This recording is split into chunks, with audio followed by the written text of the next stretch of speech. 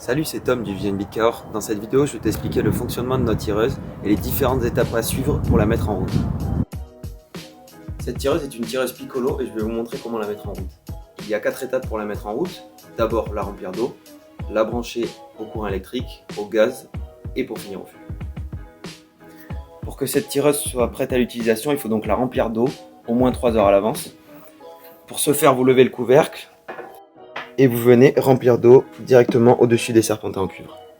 Alors la deuxième étape, vous venez brancher sur le courant, sur du 220 volts, comme ceci. Pour la troisième étape, du coup, le branchement du gaz. Alors vous venez mettre la sécurité. Vous vissez à la main. Comme ceci. Pour percuter un fût, il existe deux types de têtes. Tête allemande et tête creuse. Celle-ci est une tête allemande qui correspond avec ce type d'embout.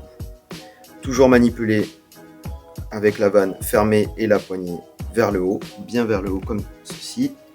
Vous venez coulisser sans forcer, vous appuyez fort vers le bas et vous ouvrez la vanne.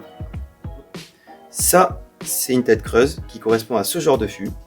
Même principe, toujours manipulé, vanne fermée et poignée bien vers le haut comme ceci. Vous venez bien droit, visser d'un quart de tour, vous appuyez fort vers le bas et vous ouvrez la vanne. Une fois que vous avez percuté le fût, ouvert la vanne, il vous faut ouvrir la bouteille de gaz.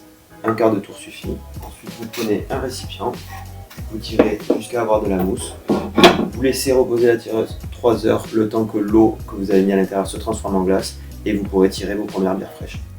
Le robinet que vous voyez ici est le robinet compensateur. Il permet de régler le débit de la bière du moins élevé au plus élevé.